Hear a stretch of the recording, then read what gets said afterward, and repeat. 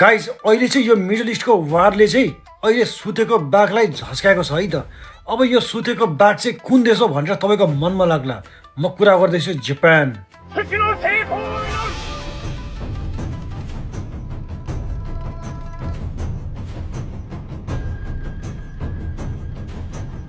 जापानको सांसद तोमोको तामुराले चाहिँ आज ताकाइची प्राइम मिनिस्टरलाई चाहिँ एकदमै कडा रूपले झस्काएको छ। सांसद तोमोको तामुरा र प्रधानमन्त्री ताकाइची बीच चाहिँ बहस एकदमै धेरै तातियो।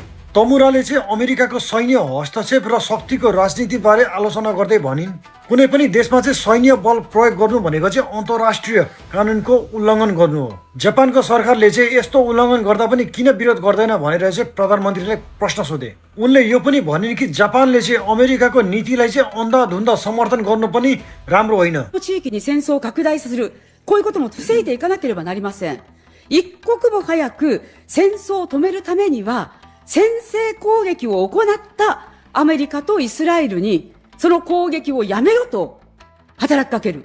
どんな国に対しても軍事力を使うことは国際法に違反します。日本政府はなぜこのような行動を批判しないのですかभनेर सोधेको थियो। ताकाइची प्रधानमन्त्रीले कस्तो जवाब दिन् भने चाहिँ支持をする立場でございました。残念ながら、その交渉がうまくいかず、今の事態に至っておりますけれども、中東地域の平和を取り戻す、そのための精一杯の、努力をする、予定を組んでいる、もしくはもうすでに始めている、こういった状況でございます。जापान अमेरिका गठबन्धन हाम्रो देशको सुरक्षाको लागि चाहिँ अत्यन्तै महत्त्वपूर्ण छ भनेर भनेकी थिइन्। कहिलेकाहीँ शक्ति देखाउनु नै युद्ध रोकिने उपाय हुन्छ भनेर भन्दा चाहिँ यो बहस धेरै नै तातिएको। गाइज, जापान चाहिँ सेकेन्ड वर्ल्ड वारदेखि सुतेको छ।